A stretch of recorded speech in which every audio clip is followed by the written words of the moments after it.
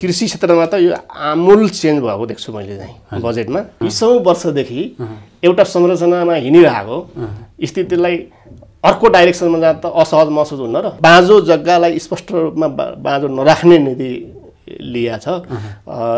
वैदेशिक रोजगारीमा गएकालाई त्यसमा चाहिँ प्रयोग गर्ने, उताबाट आएको रेमिटान्सले पनि हाम्रो विदेशी मुद्रा आर्जनमा रेमिटान्सको प्रभाव हावी भयो र हामी चाहिँ त्यसलाई पनि सहज महसुस गर्न थाल्यौँ र निर्यातबाट कमाउने भन्दा रेमिटान्समा भर पर्यौँ। यसरी यो को हाम्रो अर्थतन्त्रको संरचना विकास भयो। हामी सचेत हुनुपर्छ, तर श्रीलङ्कै भएर हामी श्रीलङ्कातर्फ उन्मुख छौँ भन्ने पनि होइन। आयातमा कम्तीमा 30% चाहिँ यो वर्ष कटौती गर्ने भनेको अझ मैले त के देख्छु भने यहाँ आएका यो बजेटका कार्यक्रमहरूले त 30% छैन, अलिक बढी नै तपाईको आयात कटौती हुन्छ जस्तो लाग्छ। 27 देखि 38 सम्म हेर्नुभयो भने एकदमै कृषि उत्पादनलाई बढाउने गरी त्यसरी फोकस भएको छ। अब फोकस भएको छ त्यो कार्यान्वयन हुन्छ हुँदैन। स्वागत छ डाक्टर साहब। हजुर नमस्कार। अब सरकारले चाहिँ हरेक वर्ष बजेट त ल्याउँछ हैन, विगतका बजेटहरू र यो बजेटमा चाहिँ खास के फरक छ? धन्यवाद, बडा राम्रो क्वेसन सोध्नु हो। यो सन्दर्भमा प्रवेश गर्नुभन्दा अगाडि मैले थोरै कुरा विगतका बजेटहरूका संरचना र अहिलेको बजेटको विषय प्रवेश गर्दै र अहिले समग्रमा मैले एक लाइनमा भन्दाखेरि अहिलेको बजेटले वास्तवमा डिपार्चर गरेको छ हामी भने पनि छौँ त्यहाँ। अनि त्यो सन्दर्भ जोड्न चाहेँ मैले। अनि अब सन् 2001 देखि 20 सम्मको लगभग 20 वर्षको हामीले चाहिँ अर्थतन्त्रको संरचना हेर्दा अनि अर्थतन्त्रका 4वटा क्षेत्रहरू, जस्तै अब 4वटा क्षेत्र हुन्छन्। एउटा चाहिँ वास्तविक क्षेत्र, अनि जसले चाहिँ उत्पादनसँग सम्बन्धित हुन्छ हैन। अनि अर्को क्षेत्र भनेको सरकारी क्षेत्र हो, जुन चाहिँ राजस्व, करको दायरा, खर्च वितरण प्रणालीसँग सम्बन्ध हुन्छ। अनि अर्को क्षेत्र भनेको ब्याङ्किङ क्षेत्र हो, जसले उत्पादनको साधन र स्रोत उपलब्ध गराउने कर्जा ब्याजसँग सम्बन्धित हुन्छ। अनि अर्को क्षेत्र भनेको बाह्य भनेपछि अन्तर्राष्ट्रिय व्यापार, आयात निर्यातसँग र विदेशी मुद्रा सञ्चितसँगको सम्बन्ध हुन्छ। अब यो संरचना पहिला चाहिँ कस्तो थियो भन्नुहुन्छ भने 2001 देखि हाम्रो देशमा रहेका श्रमहरू चाहिँ क्रमशः चाहिँ वैदेशिक रोजगारीको क्रममा बाहिर जाने प्रवृत्ति बढ्यो। अनि बढ्दा बढ्दै कस्तो देखा पर्यो भने हाम्रो अर्थतन्त्रमा रेमिटान्सको प्रभाव बिस्तारै बिस्तारै बिस्तारै बढ्दै गएर अनि के भयो त्यसले भनेपछि मैले अघि जुन 4वटा क्षेत्रहरूको कुरा गरेँ त्यो वास्तविक क्षेत्रमा कस्तो भयो भन्नुहुन्छ भने यहाँको श्रम बाहिर जाने, बाहिर पलायन हुने, कमाउन जाने भनौँ, पलायनै त नभनौँ होइन, कमाउन जाने। त्यसपछि त्यहाँ अब श्रममा प्रभाव पर्यो। यहाँको श्रम उता गइसकेपछि उत्पादन गर्ने साधनहरूको श्रम, त्यसपछि जमिन र तपाईँको पुँजी हो। अब एउटा श्रम उता गइसकेपछि जमिन यहाँ बाँझो रहने स्थिति देखा पर्यो बिस्तारै, र उताबाट आउने तपाईँको रेमिटान्सको प्रभावले गर्दा यहाँ अरू क्षेत्रहरू यसरी प्रभावित भए। मैले अघिकै क्षेत्रहरूसँग जोड्न चाहेँ। यहाँ सरकारी क्षेत्रको कुरा गरौँ। अब उताबाट आइसकेपछि हाम्रो जमिन बाँझो रहँदा, उत्पादन नहुँदा, अनि हामीले उत्पादन अथवा हामीले उपभोग गर्ने चाहिँ वस्तुहरू आयात गर्नेतर्फ लाग्यो, किनभने जमिन त बाँझो हुने भयो। अनि अर्को क्षेत्रसित त उत्पादनहरू बिस्तारै आन्तरिक उत्पादनहरू घट्दै गयो र निर्यात आयात चाहिँ बढ्दै गयो। अब अर्को क्षेत्र भनेको ब्याङ्किङ क्षेत्र, सिधा असर पर्यो त्यसको, रेमिटान्सको प्रवाह चाहिँ बढ्यो, भोल्युम पनि बढ्यो। त्यसले ब्याङ्किङ क्षेत्रमा राम्रै तरलताको चाहिँ स्थिति लियो। अनि ब्याङ्किङ क्षेत्रमा लिक्विडिटी भइसकेपछि कर्जा प्रवाह बढ्यो। अब कर्जा प्रवाहको चाहिँ दुईटा प्रकृति हुन्छ। एउटा तपाईँको उत्पादन क्षेत्रमा गयो भने त्यसले के गर्छ भनेपछि उद्यमशीलता बढाउँछ। उद्यमशीलता बढायो भने मान्छे उद्यमी हुन्छ, उद्यमी भयो भने रोजगारी सृजना हुन्छ, इन्कम बढ्छ र आन्तरिक उत्पादन मार्फत उत्पादन बढिसकेपछि फेरि त्यो लगानी वृद्धि हुन्छ र इन्कम बढिसकेपछि इन्कम ट्याक्स मार्फत राज्यलाई राजस्व सङ्कलनमा सहजता हुने हो। तर त्यो भइदियो के हो भने ब्याङ्किङ सेक्टरमा उत्पादनतिर डाइभर्ट भएन, कर्जा व्यापारमुखी भयो, त्यो पनि अन्तर्राष्ट्रिय व्यापार ट्रेडमुखी भयो र बढी आयात हुन पुग्यो किनभने आन्तरिक कन्जम्सनलाई फुलफिल गर्नलाई पनि आयातमा निर्भर भइसकेपछि बिस्तारै राजस्व पनि कस्तो भयो भने आयातमा आधारित राजस्व भनेर हामी सुन्ने गरेका छौँ विभिन्न ठाउँमाहरूमा टिका टिप्पणी नै त्यसरी आइराखेका हुन्छ अनि त्यसरी चाहिँ भयो अनि बाह्य क्षेत्रको पनि तपाईँको कस्तो भयो भने अब आयात र निर्यात हाम्रो कमजोर उत्पादन पनि अब उत्पादनै आन्तरिक उत्पादन पनि नभइसकेपछि उत्पादनका साधनहरू पनि बाहिर भइसकेपछि कतिपय महँगो भयो कस्ट अफ प्रोडक्सनै महँगो भइसकेपछि हामीले चाहिँ हाम्रो कम्पिटिटिभनेस हाम्रा गुड्सहरूमा चाहिँ केही चाहिँ हामी गुमाउन कायम राख्न सकेनौँ र अर्को उताबाट आएको रेमिटान्सले पनि हाम्रो विदेशी मुद्रा आर्जनमा रेमिटान्सको प्रभाव हावी भयो र हामी चाहिँ त्यसलाई पनि सहज महसुस गर्न थाल्यौँ र निर्यातबाट कमाउने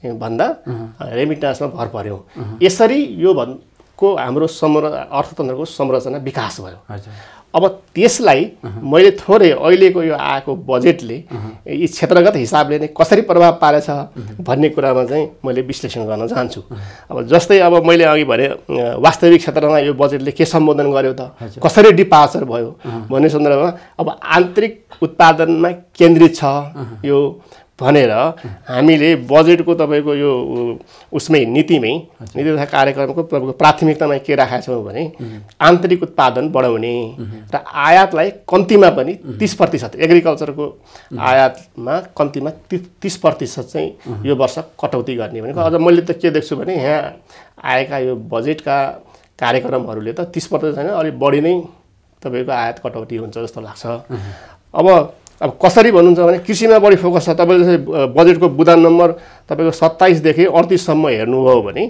एकदमै कृषि उत्पादनलाई बढाउने गरी त्यसरी फोकस भएको छ अब फोकस भएको छ त्यो कार्यान्वयन हुन्छ कि हुँदैन भन्ने जस्तै म हिजो एउटा इकोनोमिस्टले मलाई सोध्दै हुनुहुन्थ्यो छलफल पनि भएको थियो उहाँले चाहिँ कुरा गर्नु बजेट चाहिँ समग्र हेर्दामा नीतिगत रूपमा चाहिँ निकै राम्रो देखिएको छ तर कार्यान्वयन गर्ने अथवा कार्यान्वयन हुने चुनौती त छ नि डाक्टर साहब के हो यो भन्ने कुरा चाहिँ अलिकति क्रिटिकल टाइपले क्वेसन चाहिँ उहाँले राख्नु भएको थियो मैले चाहिँ के भने हेर्नुहोस् अब यो स्पष्ट रूपमा हामीले जस्तै उत्पादन गर्ने के हो उत्पादनका साधनहरू भनेको त ल्यान्ड लेबर क्यापिटल हो हैन बजेटले स्पष्ट निर्देशन के गरिरहेछ भने ल्यान्ड बाँझो जमिनलाई उपभोग गर्ने स्पष्ट नीति ल्याएको छ अब त्यो अर्को लेबर बाहिर गइसकेका ती जुन श्रमिकहरू छन् उनीहरूलाई त्यसैको हाराहारीमा यहाँ तपाईँको इन्कम हुने गरी रोजगारी सिर्जना गर्ने गरी र तपाईको अब ल्यान्ड लेबर भयो उनीहरूलाई यहाँ टिकाउन सक्यो भने लेबर यहाँ टिक्छ अनि अर्को सन्दर्भ के भयो भने स्रोत चाहियो क्यापिटल भनेको स्रोत हो स्रोतलाई अझ त्यो वर्गलाई फोकस हुने गरी 5-5 खर्बको तपाईको लघु वित्त कोष भनेर स्थापना गरेको छ अब त्यो सबै भइसकेपछि त्यो एउटा एक प्रकारले निष्क्रिय जस्तै रहेको 50 लाखको हाराहारीमा रहेको हाम्रो बहुआयामिक तपाईँको गरिबको दायरामा पर्ने जुन जनसङ्ख्या छ त्यसलाई चाहिँ जब हामीले सक्रिय बनाउँछौँ नि त्यो त मुभेबल हुन्छ त्यसले त उत्पादन ल्याउँछ त्यसो डाक्टर साहब अब तपाईँले भन्नुभयो नि अब आयात प्रतिस्थापन गर्ने भन्नुभयो होइन यो खाद्यान्नमै आयात प्रतिस्थापनको विषय पनि छ धान गहुँहरूलाई प्रतिस्थापन गर्ने तर अब धान गहुँ प्रतिस्थापन गर्ने भन्दा बित्तिकै अबको अहिलेको जनसङ्ख्यालाई उपभोग गर्न पनि खाद्यान्न त चाहियो फेरि तपाईँले भने जस्तै भर्खर तलसम्म नपुग्न पनि सक्छ त्यो विषयमा चाहिँ के कसरी म्यानेज हुन्छ मैले यो भन्दै थिएँ तर मैले तपाईँको अब यो के हुन्छ भने अब उत्पादन भनेको तपाईँको 6 महिनामा त रोपेको 6 महिनामा त यो आर्थिक वर्षमा भन्ने छ होइन यो आर्थिक वर्षमा भन्ने छ तपाईँको साउनदेखि नै साउन 1 गतेदेखि यो बजेटको कार्यान्वयन सुरु हुन्छ अब साउनदेखि नै हामीले चाहिँ कार्यान्वयनमा लगियो भने उत्पादन त हाम्रो वृद्धि हुन थाल्छ तर उत्पादन बढाउने भन्ने हो फेरि मलको विषयमा चाहिँ सरकार अलि गम्भीर भएन भन्ने विषय पनि आएको छ मलको विषय पनि अब यो बजेटको विश्लेषण गर्दा बजेटमा स्पष्ट रूपमा मल सम्बन्धी पनि तपाईँको अब बजेट पल्टाएर हेरौँ स्पष्ट नीतिगत व्यवस्था गरेका छ स्वदेशमै मल उत्पादन गर्ने भन्ने विषय पनि त्यसमा परेका छन् त्यो त तत्काल हुने सम्भावना कम्ती नै छ फेरि तत्काल त आजको भोलि त सुरुवात भयो डिपार्चर भने नि त अब एकातर्फ निर्देशित भएको बजेट आयातमुखी संरचनामा आधारित भएको भइराखेका बजेटलाई अहिले चाहिँ अब जस्ट तपाईँको स्टेयरिङ चाहिँ मोडेर होइन उत्पादनमुखी आन्तरिक उत्पादनमुखी राजस्व पनि आन्तरिक राजस्वमा बेसिक भएर अनि त्यसपछि तपाईँको बाह्य क्षेत्रलाई पनि आन्तरिक तपाईँको निर्यात बढाएर आन्तरिक उत्पादन बढाएर तर्फ स्टेयरिङ मोडिया हो। आजको भोलि त तपाईँको 20 मैले अघि भने नि त 20औं वर्षदेखि एउटा संरचनामा हिँडिरहेको स्थितिलाई अर्को डाइरेक्सनमा जाँदा त असहज महसुस हुन्न र। जस्तै मानौँ हामी ओह्रालो हिँडिरहेछौँ, ओह्रालो हिँड्ने भए एक्कासी उकालो आउँदाखेरि हामी त हिँड्दा पनि त कस्तो शरीरलाई कति कस्तो नीति हो यो त। नीति आजको भोलि नै त डाइभर्ट गर्ने भन्ने होइन, सुरुवात भयो यो। अब यो 1 वर्षभित्र जुन हामीले उत्पादन को सीमा तोकेका छौँ आन्तरिक उत्पादन बढाउने र आयातको निश्चित चाहिँ प्रतिशत कम्तीमा चाहिँ निरुत्साहित गर्ने कमी ल्याउने भन्ने त्यो चाहिँ एकदमै प्रष्ट रूपमा चाहिँ भनेको यसले चाहिँ उत्पादन गर्न जनताहरूलाई चाहिँ उत्साहित बनाउँछ अथवा त्यो खालका नीतिहरू छन्। यो कृषि क्षेत्रको हेर्नुहोस् न, यो कृषि क्षेत्रमा त यो आमूल चेन्ज भएको देख्छु मैले चाहिँ बजेटमा। कृषिलाई जस्तै कृषि पेसालाई अहिलेसम्म हामी चाहिँ कसरी हेरिरहेको छौँ, कृषक चाहिँ उत्साहित छैन नि। कृषि मैले किन गर्ने, बजार छैन, विदेशबाट आएर बजारले खाइदिन्छ, नेपाली उत्पादन बिक्री हुन्न बजारमा, एउटा त्यो समस्या भयो। अनि उत्पादन गर्ने पनि तपाईँको मोटिभेसन छैन होइन। मैले कृषक भनेपछि हामीले ओहो कृषक भनेर हामीले गौरव गर्ने ठाउँ नभएको स्थिति थियो नि त। अहिले त्यस्ता प्रोग्रामहरू बजेटमा परेका छन् होइन। कृषक पेन्सनको कुराहरू परेका छ, सम्मानका कुराहरू परेका छन्, रिसोर्स कहाँबाट कृषकलाई दिने, घर घरमा चाहिँ तपाईँको कर्जा उपलब्ध गराइदिने, त्यसपछि सिप विकासका कुराहरू परेका छन्, बजारीकरणको कुरा गरेका छ। अनि त्यसपछि तपाईँको गएर त्यो उत्पादन भएका जुन उत्पादित वस्तुहरू छन् त्यो सङ्कलन गर्दै राज्यले एउटा बेसिक मूल्य तोक्ने सम्मका कुराहरू परेका छन् भने यसले के गर्छ भने समग्र कृषिलाई तपाईँको रूपान्तरण गर्ने त छँदैछ, प्रोत्साहन गर्छ। अब म कृषक हो भने कृषकलाई सम्मान दिने विषय आइसकेपछि यो रूपान्तरण भएको छ कृषि क्षेत्र। अब कृषि क्षेत्र त्यत्रो तपाईँको लगभग 3-3.5 खर्बको कृषि चाहिँ हामी आयात गरेर बसिरहेको अवस्थामा अब हामी डाइभर्ट हुन सक्छौँ। हामीसँग सम्भावना भएका पनि विषय पनि छन्। अब तपाईँको बाँझो जग्गालाई स्पष्ट रूपमा बाँझो नराख्ने नीति लिया छ। वैदेशिक रोजगारीमा गएकालाई त्यसमा चाहिँ प्रयोग गर्ने र मैले अघि भने नि यो तपाईँको जसले रिसोर्स पाएको छैन, एउटा यहाँ अलिकति जोड्न खोजेँ मैले, रिसोर्स नपाएको गरिबीको एउटा वरपर रहेको जो 50 लाखको हाराहारीमा भएको चाहिँ जुन जनसङ्ख्या छ त्यो जनसङ्ख्या एक प्रकारले भन्छौँ नि हामीले जस्तै मिल चलाउँदा कारखाना चलाउँदा पनि पूर्ण रूपमा चाहिँ चलाइयो भने त्यसको इफिसियन्सी बढ्छ भनेपछि त्यो रोजगारीमा पनि थियो। अब रोजगारी छैन, स्रोत छैन, कहाँ गर्ने छैन, उनीहरूको चाहिँ त्यो उत्पादनमा उनीहरू प्रभावकारी रूपमा चाहिँ अगाडि आएको स्थिति होइन। अब यो बजेटले त्यतातर्फ केन्द्रित गऱ्यो र उनीहरू चाहिँ रोजगारीपूर्ण भएर सक्रिय भयो भने त्यसले उत्पादन वृद्धि गर्छ। किनभने श्रमले र जमिनले र पुँजीलाई पनि त्यहाँ गएपछि उत्पादनका साधन भनेको तर हाम्रो क्यापिटल हो। तर हाम्रो चाहिँ कृषि प्रणाली चाहिँ अलिकति पुरातनवादी खालको छ, आधुनिक कृषि प्रणाली छैन। त्यसले चाहिँ कृषकहरूले चाहिँ दुःख पर्याप्त गर्ने तर त्यसमा चाहिँ उत्पादन चाहिँ त्यति नहुने त्यो हाम्रो जुन संरचनाहरू छ नि त्यसलाई चाहिँ अब नयाँ खालका नयाँ त्यहाँ माटो परीक्षण गरेर के उत्पादन गर्न सकिन्छ त्यो खालको नीतिमा सरकारले कतिको ध्यान दिन्छ? त्यसमा पनि तपाईँको बुदा रूपमै अब अहिले हामी सीमित उसमा छौँ। तपाईँ पल्टाएर हेर्नुभयो भने त्यसलाई चाहिँ एकदम स्पष्ट रूपमा तपाईँको पशुपालनको क्षेत्रमै उन्नत किसिमको चाहिँ सिम ल्याएर प्रोडक्सन गर्ने भनेको छ होइन। अनि बिउ बिजनको कुराहरू पनि कस्तो हुन्छ भने तपाईँको उन्नत किसिमको बिउ ल्याउनु, सिँचाइ प्राप्त हुनु र मल राम्रोसँग ल्याउने विषयमा बजेटले बोलेको छ।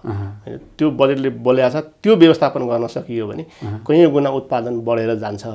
अनि अर्को तपाईँले भने जस्तै अघि बजारीकरणको कुरा गर्नुभयो, बजारीकरण बजार नपाएर कृषकले समयमा चाहिँ बेच्न नपाएर मूल्य नपाएर त्यो फर्मल रूपमा भन्दा पनि इन्फर्मल रूपमा चाहिँ हाम्रै प्रोडक्ट चाहिँ उता निर्यात भएर फेरि चाहिँ हामी कहाँ आयात हुने स्थिति थियो, त्यसलाई पनि बजेटले सम्बोधन गरेको छ। त्यस हिसाबले चाहिँ बजेटको रूपान्तरण पोजिटिभ छ भनेर मेरो चाहिँ एज अ इकोनोमिस्ट चाहिँ मैले त्यसरी देखाएको छु।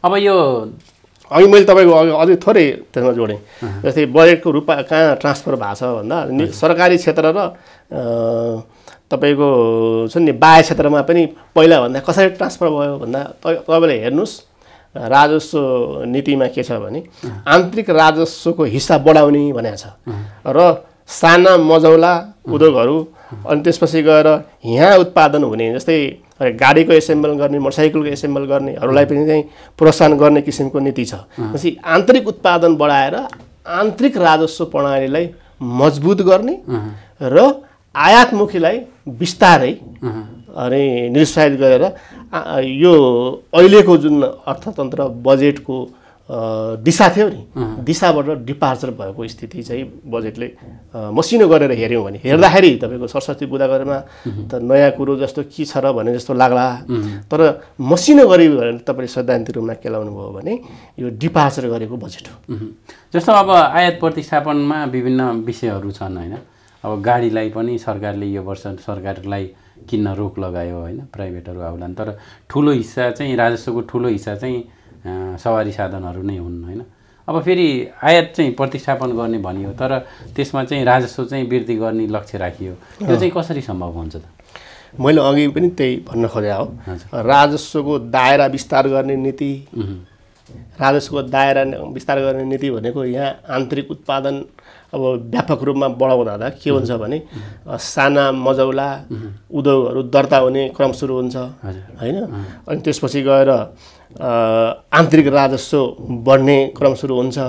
अब अर्कोतर्फ के हुन्छ भने गाडी मात्रै हामीले चाहिँ सँगसँगै आयात त गर्दैनौँ गाडीलाई चाहिने पाटपुर्जा त्यसपछि गएर तपाईँको गाडीलाई चलाउने मोबिल पेट्रोलियम प्रडक्ट लगायतका कुराहरू हामी चाहिँ इम्पोर्ट गर्थ्यौँ। अब गाडीलाई इम्पोर्ट रोक्ने बित्तिकै केही निरुत्साहित गर्ने बित्तिकै यी सबै नियन्त्रित हुन्छन् र यी नियन्त्रित हुनु भनेको हाम्रो यो अहिले विदेशी मुद्रा सञ्चितको र तपाईँको हाम्रो जुन पुँजी उता गइरहेको थियो त्यो उत्पादनतर्फ लाग्छ।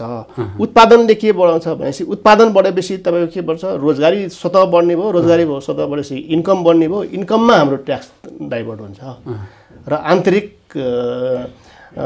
राजस्वको हिस्सा बिस्तारै बढ्ने भनेर त्यही अघि भने जस्तै हाम्रो स्टियरिङ मोडिन्छ र बिस्तारै चाहिँ हामी हुन्छ। अब असहज तपाईँले भने जस्तै सुरुमा त चुनौती त सुरुमा हुन्छ नै कुनै काम नयाँ सुरुवात गर्दा निश्चय नै अप्ठ्यारो महसुस हुन्छ। अब पहिलो वर्ष हामी चाहिँ सुरुवात गरेका छौँ मन्त्रीज्यूले पनि को कुरा अस्ति प्रेस मिटमै पनि भन्नुभएको थियो हामी अब पूर्ण गऱ्यौँ भनेर त भन्न सकिँदैन तर हामीले जे सक्यौँ त्यो राम्रो गऱ्यौँ भन्ने चाहिँ उहाँको थियो। तर त्यो बजेटले सबै कुराहरू देखाएको छ। मैले चाहिँ यो बजेट पूर्ण दिशा परिवर्तन गरेको चाहिँ देख्छु विश्लेषण गर्दा। अब यो अहिलेको अर्थतन्त्र चाहिँ अलि सङ्कटग्रस्त छ श्रीलङ्काको बाटोमा नेपाली अर्थतन्त्र गयो भनेर विश्लेषणहरू नि गरिन्छ। यो आजको अर्थतन्त्रको अर्थ मन्त्रालयको एउटा सल्लाहकारको हिसाबले भन्दा आजको ठ्याक्कै नेपालको अवस्था चाहिँ के हो त? कुनै तथ्यको आधारमा हामीले हेर्दाखेरि श्रीलङ्काको बाटोमा छ भन्ने कुनै आधार नभएका त अब धेरै कुराहरू आइसके तर अर्थतन्त्रमा प्रेसर छ दबाब छ। दबाब कस्तो हो भनेपछि तपाईँको अब मूल्यमा दबाब पर्यो होइन अनि विदेशी मुद्रा सञ्चितमा दबाब पर्यो यी दबाब बाह्य क्षेत्रको दबाब र मूल्यमा दबाब पर्यो। अब यी दबाब पर्ने कारण पनि एउटा आन्तरिक हुन्छ एउटा बाह्य हुन्छ होइन। अब यो धेरै जसो फ्याक्टर चाहिँ बाह्य छ। अब अर्थतन्त्रमा समस्यै छैन हामी एकदमै फ्रिली हिँड्न सक्छौँ भन्ने विषय चाहिँ होइन दबाब छ हामी सचेत हुनुपर्छ तर श्रीलङ्कै भएर हामी श्रीलङ्कातर्फ उन्मुख छौँ भन्ने पनि होइन। श्रीलङ्काको वैदेशिक ऋणको स्थिति उसको राजस्वको उठ्ने प्रवृत्ति अनि त्यहाँको संरचनागत विषयहरू ओभरअल म्याक्रो इकोनोमिक इन्डिकेटर्स भनौँ न त्यहाँको र हाम्रो चाहिँ धेरै पृथक रूपमा फरक छन्। त्यो विषय चाहिँ देख्दिनँ मैले चाहिँ त्यो चाहिँ होइन। अब जहाँसम्म कुरो चाहिँ असहज परिस्थिति छ भन्ने कुरा तपाईँको ठिक हो। अर्थतन्त्र अब यो बजेटले चाहिँ त्यो अर्थमा त्यो अर्थतन्त्र तपाईँले ऊ अलिकति ट्र्याकमा ल्याउँछ कि एकदम एकदम यो त तपाईँको त्यसैतर्फ निर्देशित छ नि तपाईँको कहाँनिर भनेपछि प्रमुख बाह्य क्षेत्रमा यसको चाहिँ स्ट्रेस परेको छ बाह्य क्षेत्रको स्ट्रेस परेकै कारणले आयातका यी विषयमा स्पेसल आयात प्रतिस्थापन गर्ने गरी यो बोलिरहेछ होइन अनि आयात प्रतिस्थापन गरेर मात्रै त भएन हामीले त कन्ज्युम पनि गर्नु पर्यो अब खाने विषय त उत्पादन गर्नु पर्यो भनेपछि अर्को कुरो त्यसलाई सहजीकरण गर्ने त्यसलाई कार्यान्वयनमा लगाउने गरी चाहिँ फेरि के छ आन्तरिक उत्पादनलाई बढाउने किसिमले आछ त्यही अनुसारको नीतिमा प्रष्ट तपाईँ बजेट हेर्नु हो भने बुँदा छलफल गरेर उ गर्न सकिन्छ त्यसले चाहिँ त्योतर्फ चाहिँ हाम्रो एउटा अर्को चाहिँ मुख्य अर्थतन्त्रको एउटा आयातको लागि विदेशी मुद्रा आर्जन गर्ने बाटो चाहिँ पर्यटन पनि हो पर्यटनलाई चाहिँ हिजो संसदमा पनि एकजना मान्यज्यूले भन्दै हुनुहुन्थ्यो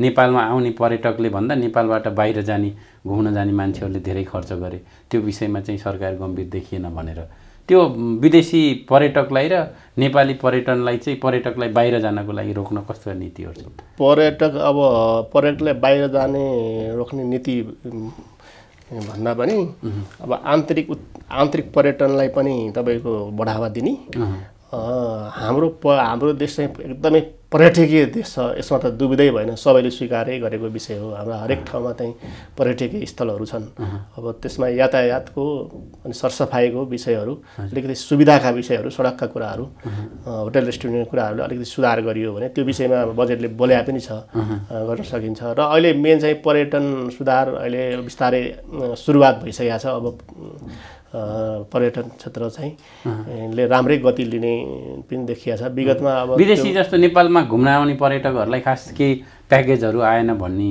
जुन छ नि त्यसमा चाहिँ के भन्नुहुन्छ अब यो अहिले अब बजेटको सुरुवात पनि हो हजुर नयाँ दिशातर्फ बढिएको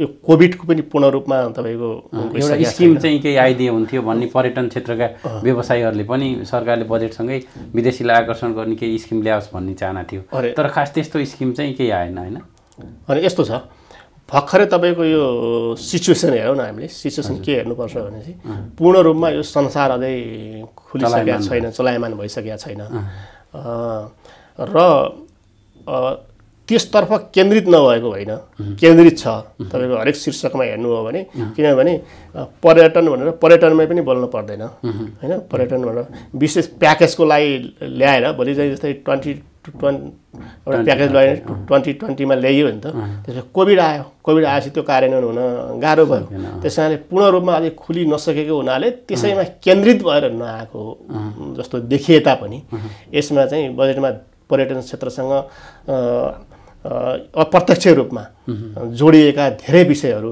आएका छन् र पर्यटन क्षेत्र हाम्रो देशै त्यसै पनि त्यो क्षेत्र छ र अर्को कुरो संरचनागत परिवर्तनका कुराहरू आछन् पर्यटन क्षेत्रलाई दीर्घकालीन रूपमा चाहिँ यसले चाहिँ राम्रो प्रभाव पार्ने किसिमको जस्तै तपाईँको तराईबाट चतराबाट सदरमाथा पुगेर सेल्फी लिने किसिमको दूरी घटाउने गरी चाहिँ संरचना निर्माण गर्ने भनेर आएन र आयो नि काठमाडौँबाट चितवन पुग्ने अनि तपाईँको अब चितवनबाट पोखरा पुग्ने लुम्बिनी पुग्ने किसिमको संरचना आएन र त्यो त दीर्घकालीन रूपमा चाहिँ पर्यटनलाई आकर्षित गर्ने किसिमकै विषयहरू आएका हुन् होइन अब यो पनि अब एउटा फिजिबल स्टडी गरेर त्यसलाई अगाडि बढाउने भन्ने कुरा पनि आएको छ त्यसमा त्यस्ता कुराहरू रोडका इन्फ्रास्ट्रक्चरका कुरा होटलका कुराहरू सरसफाइका कुराहरू जुन आछन् त्यसले पनि पर्यटनलाई चाहिँ आकर्षित गर्ने कुराहरू हुन्छ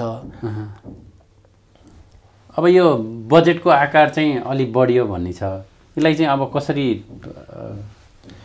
अब मैले एउटा तपाईँलाई उदाहरण भन्छु है बजेटको आकारको सन्दर्भमा तपाईँले अब कुनै वस्तु गत वर्ष 100 रुपियाँमा किन्नुहुन्थ्यो यो वर्ष त्यही वस्तु गएर किन्दा तपाईँलाई यो मूल्य वृद्धि भन्छ नि इन्फ्लेसन त्यो समेत जोडेर तिर्नुपर्ने नै हुन्छ पेट्रोल 108 मा किनिन्थ्यो अहिले 180 हो अब त्यो पेट्रोलकै सन्दर्भमा कुरा गरौँ भनेपछि अब 180 पर्छ तपाईँले यातायातमा आफ्नो बजेट तपाईँ व्यक्तिगत बजेटको कुरा गर्दैछु तपाईँले छुट्याउँदा अनि तपाईँको बढ्छै बढ्दैन पक्कै बढ्छ बजेटको साइज यसो हेर्दाखेरि यसो हामीले फिगरमा हेऱ्यौँ लेभलमा हेऱ्यौँ भनेपछि बढेको देखिन्छ होइन, तर त्यसको वृद्धि दर जुन छ नि, वृद्धि दर बढेको छैन।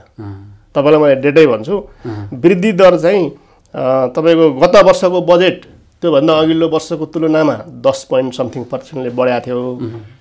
यो वर्षको बजेट गत वर्षको तुलनामा 9% बढेको छ। भने प्रतिशत हामीले हेर्ने हो भने के छ, बढेको चाहिँ होइन, बढेको छैन। त्यो हिसाबले आकार अब लेभलमा हेऱ्यो भने आकार बढेको हो कि भन्ने छ। मैले अघि नै तपाईँलाई भनिसकेँ, त्यसो हिसाबले अब बजेटको आकार त्यसरी देखिया हो। जस्तो अब यो बजेट आकार पनि अलिकति बढेको त छैन भन्नुभयो, तर यो चाहिँ अलि वितरणमुखी भयो। यो चाहिँ उत्पादनशील क्षेत्रमा भन्दा पनि उमेर घटाएर वृद्धा भत्तादेखि दिनेदेखि अनेक क्षेत्रमा अलि साना साना योजनाहरूलाई फोकस गरियो भन्ने छ नि, त्यसमा चाहिँ के भन्नु? अब उत्पादनमा नभएको भन्ने तपाईँको कुरामा छैन, किनभने धेरै उत्पादनकै केन्द्रमा छ। किन कृषि उत्पादनको उसमा, रोजगारी सृजनाको उसमा होइन छ। अब वृद्धहरूको चाहिँ उमेरमा केही थोरै परिवर्तन गरेको स्थिति हो। त्यसलाई चाहिँ अब वितरणैमुखी भयो भनेर मिल्दैन। अधिकांश बजेटको क्षेत्र चाहिँ उत्पादनमुखी नै केन्द्रित नै देख्छु मैले चाहिँ सबै बजेटमा हेर्न। तपाईँ पनि हेर्नुहोस् होइन, बुदागत रूपमै हामी चाहिँ गयो भने त्यो गर्न सकिन्छ। र वृद्धहरूलाई तपाईँले भनेको फेरि अर्को के गरेको छ भने एउटा सम्मान, जस्तै यो निड बेस बनाउन खोजेको छ। तपाईँ त्यहाँ हेर्नुभयो भने के देख्नुहुन्छ बजेटमा भने कसैले वृद्धा भत्ता म लिँदैन भनेर घोषणा गर्यो भने सम्मान दिने। त्यो भनेको के हो भने वृद्धा भत्ता नचाहिन सक्छ नि त होइन। मेरो घरको छिमेकमा एकजना चाहिँ ठुलै पदबाट रिटायर भएको महिला बस्नुहुन्छ होइन। अब उहाँलाई त्यो 5,000 को वृद्ध भत्ताले त खासै माने राख्दैन, किनभने सरकारी रिटायरहरूलाई त दोहोरो सुविधा लिन पाइँदैन भन्ने छ होइन। मैले इक्जाम्पल लिएको, अब उहाँको रिटायर भएको छ, अर्को यतातिर म भन्दैछु, अर्को यतातिर 4 तलाको घर छ, उहाँ चाहिँ 3 तला चाहिँ भाडामा लगाएर बस्नुहुन्छ। उहाँको पनि लाखौँ आउँछ, उहाँलाई 5,000 को तात्विक भिन्न त पर्दैन। तर उहाँले चाहिँ के गर्न सक्नुहुन्छ भने त्यो वृद्ध भत्ता म लिँदैन भनेर घोषणा गरेर त्यो खालको देखिएला जस्तो लाग्छ तपाईँले। पूर्वको लकडाउनमा 5 केजी 6 केजी चामल पाउनको लागि ठुल्ठुला मान्छेहरू चाहिँ लाइनमा बसे भन्ने जुन चर्चा आएको थियो, त्यसले गर्दा पैसा छोड्लान् भन्ने त लागि अर्थ मन्त्रालयले। त्यो यस्तो हो, हामीलाई कुनै पनि कुरा सुरुमा त्यो लाग्छ जस्तो लाग्दैन। पैसा मात्रै सबै कुरो होइन। अब विगतमा लकडाउनको स्थिति चाहिँ अब सहज रूपमा उपलब्ध नहुने अवस्था भएको अवस्थाले पनि त्यो भएको होला होइन, किनभने वितरण त्यति सहज थिएन। तर सम्मान, राज्यबाट सम्मानै पाउने कुरो भयो भने त अनि र त्यसले खासै असर पार्दैन, किनभने कस्ट बेनिफिट एनालाइसिस गर्यो भने सम्मान बढी ठुलो हुने व्यक्तिले त त्यो ट्रेन्ड सुरु हुन्छ नि त। जे कुरा पनि हामी नयाँ सुरुवात गर्दाखेरि यो त हुँदैन कि भने जस्तो लाग्नु स्वाभाविक हो। तर त्यसले ट्रेन्ड समात्यो भने एउटा मलाई चाहिँदैन, राज्यलाई पनि कन्ट्रिब्युसन हुन्छ र मलाई पनि त्यसले तात्विक भिन्नता पर्दैन भने 2-4 जना निस्केर जानुभयो भने त्यसले बिस्तारै चाहिँ निड बेसमा ल्याउन खोजेको यो पनि एउटा संरचना सुधार हो। बजेटको निड बेस बनाऊ भन्ने कुरा थियो, निड बेसतिर मोडिया छ। आवश्यकता भएका लिने नभए चाहिँ नलिने। त्यो जस्तो सम्मान भन्ने कुरा आयो नि, कस्तो खालको सम्मान गर्ने? राज्यले अब सम्मान दिन्छ कुनै न कुनै रूपमा। अब त्यो विधि प्रक्रिया बनिसकेको छैन। अब यो महानगर र उपमहानगरहरूलाई चाहिँ घर जग्गा कारोबारलाई अलिकति आधिकारिक एजेन्टहरू मार्फत मात्रै गर्ने भन्ने भयो।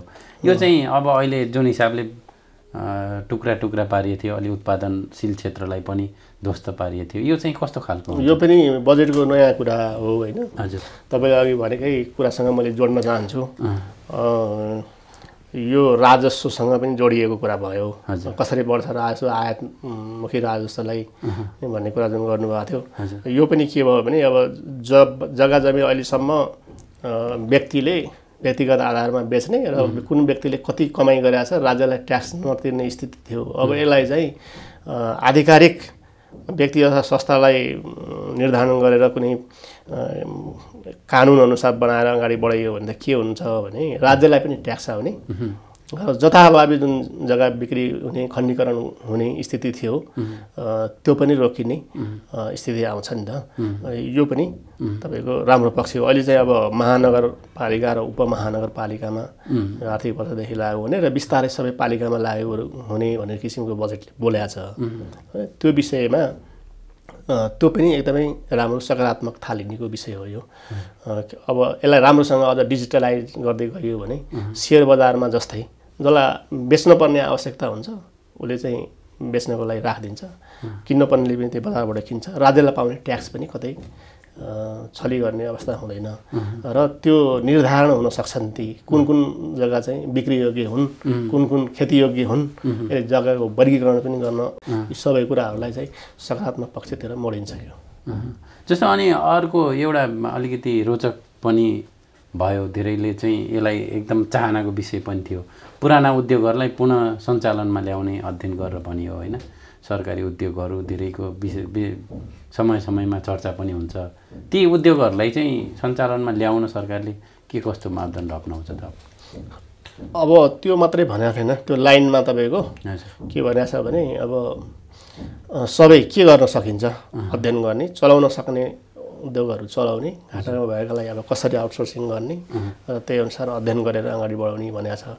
मापदण्डै त अब बिस्तारै बढ्ला होइन, भर्खर बजेट आछ, त्यो कुराहरू अगाडि बढ्ला, सरकारले कसरी अगाडि बढाउँछ त्यो विषय छ। तर पक्ष चाहिँ के हो भने रोजगारी सिर्जना गर्ने कुरा, उत्पादन बढाउने कुरा, आन्तरिक राजस्वलाई पनि प्रमोसन गर्ने कुराहरूलाई अब भएकै कुराहरूलाई चलायमान बनाइएन भने त त्यो त त्यसले त अर्थ राख्दैन। त्यो भनेको अब त्यो भिरकुटी कागज कारखाना लगायतका जनकपुर चुरोट कारखाना यिनीहरू चाहिँ गोरखकाली रबर उद्योग यिनीहरू अब अध्ययन गरेर अध्ययन सञ्चालन योग्य छन् भने सञ्चालनमा आउँछन्। पर्टिकुलर चाहिँ यो त मैले भन्दैन, तर बजेटमा परेका त्यो सेन्टेन्सले त्यो उसले के देखाउँछ भने अब सार्वजनिक संस्थानहरूलाई अध्ययन गरेर चलायमान हुनेलाई चाहिँ चलायमान बनाउने, त्यसले चाहिँ अब राजस्वमा पनि कन्ट्रिब्युसन गर्ने, रोजगारी पनि सिर्जना गर्ने भन्ने विषय चाहिँ जोडिन्छ। अब अन्त्यमा चाहिँ जस्तो केही कुराहरू मैले सोध्न बिर्सेका र तपाईँले भन्न चाहेका अथवा यो बजेटले विशेष गरेर फोकस गरेका अन्य कुराहरू र आम नागरिकलाई लाभदायक हुने कुराहरू के हुन् त? लगभग धेरै कुरा त समेटिसक्नु भएको छ। बजेट चाहिँ क्षेत्रगत रूपमा पनि हामीले विश्लेषण गऱ्यौँ। हरेक अर्थतन्त्रका 4वटै सेक्टरहरूमा कसरी चाहिँ बजेटले रूपान्तरण गर्न खोजेको छ भनेर एक किसिमले बुझाइ राखिदिएँ मैले होइन, यी कुराहरू इम्प्लिमेन्ट गर्न सकिन्छ भन्ने हिसाबले। अब यसले चाहिँ सबै क्षेत्रमा, उत्पादनकै क्षेत्रमा तपाईँको अब सरकारी क्षेत्रको राजस्वको संरचनागत कुराहरूमा, त्यसपछि ब्याङ्किङ सेक्टरकै कुराहरूमा होइन, अब तपाईँको कर्जा उत्पादन क्षेत्रमा जाओस् भन्ने हिसाबले सबै वाणिज्य ब्याङ्कले पनि र सहकारीले पनि र यो कोष स्थापना गर्ने लगायतका धेरै विषय चाहिँ कृषि उत्पादनमा, रोजगारी सृजनामा उन्मुख होस्, उद्यमशीलता वृद्धि गरोस्, कर्जाले चाहिँ आयातमुखीमा भन्दा पनि तपाईँको ट्रेडमा भन्दा पनि उत्पादनमुखीतिर जाओस् भन्ने चाहिँ बजेटले एक प्रकारले दिशा तय गरेको छ। अनि अब बाह्य क्षेत्रमा पनि निर्यातका कुराहरूलाई बढी समावेश गरेको छ। हाम्रो अब सम्भावना भएको विद्युतको क्षेत्र हो होइन, विद्युतलाई पनि बढी फोकस गरेको छ।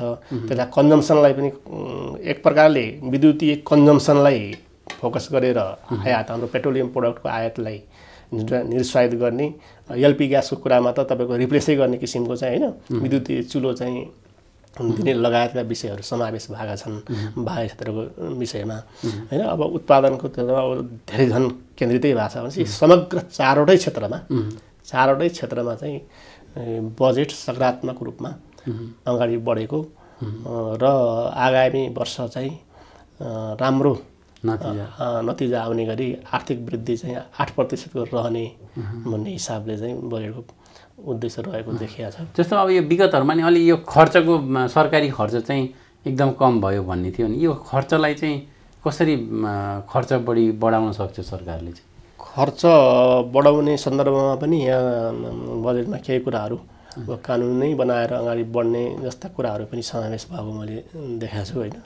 अनि अब मेन चाहिँ कोअर्डिनेसनको अभाव, समयमा चाहिँ टेन्डर गर्ने कुराहरू हैन, ती कुराहरूको अभाव छ। अब बजेट त्यसतर्फ बिस्तारै ती कुराहरूलाई छोडेर खर्च, पुँजीगत खर्च बढाउनेतर्फ नै उन्मुख चाहिँ भएको छ। अब यसलाई चाहिँ यो खरिद ऐन पनि अलि झन्झटिलो भयो भन्ने थियो। खरिद ऐनको विषयमा चाहिँ एउटा खालको नयाँ मापदण्ड आयो भने अलि छिटो पुँजीगत खर्च छिटो हुन्थ्यो भन्ने खालको।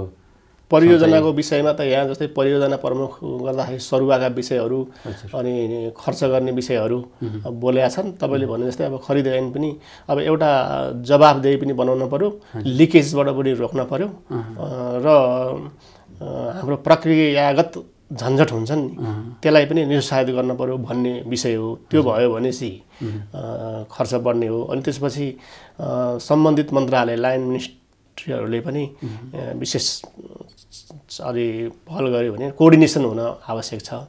परियोजनाहरू प्रमुखहरूले अब जस्तै कहिले हाम्रो सरुवा नीति अब एउटाले कार्यान्वयन गरेर भ्याइ नसक्दै सरुवा भने अर्को आएर फेरि चाहिँ स्टडी गर्नुपर्ने लगायतका विषयहरू छन्। ती विषयहरूमा पनि बजेटले बोलेको छ। त्यस कारणले अब आशा गरौँ, किनभने हामी चाहिँ हरेक कुराको पोजिटिभ आशा गरेर हैन सबै देश जनता सबैको लागि चाहिँ गर्ने हो। अब राम्रो हुन्छ भन्ने किन बोलेको छ, ल्याएको छ कार्यक्रमहरू बजेटले, त्यसलाई चाहिँ राम्रो प्रभावकारी कार्यान्वयन मार्फत अब आगामी वर्ष चाहिँ अब हामी चाहिँ मड्यौँ है अर्कोतर्फ हैन, हामी चाहिँ आत्मनिर्भर अर्थतन्त्रतर्फ मड्यौँ, आन्तरिक राजस्व सृजना गरेर हामी चाहिँ हाम्रो दिशा परिवर्तन गऱ्यौँ, हाम्रा चाहिँ मिनिमम आम्दानी गर्ने विषयमा चाहिँ हामी अगाडि बढ्यौँ भन्ने कुरा चाहिँ आओस् भन्ने चाहिँ दिन चाहन्छु। हस्, महत्त्वपूर्ण समयको लागि धेरै धेरै धन्यवाद डाक्टर साहब। तपाईँलाई पनि धन्यवाद, यहाँ बोलाउनु भयो, आफ्ना कुराहरू राख्न दिनुभयो, यसको लागि धेरै धेरै धन्यवाद छ।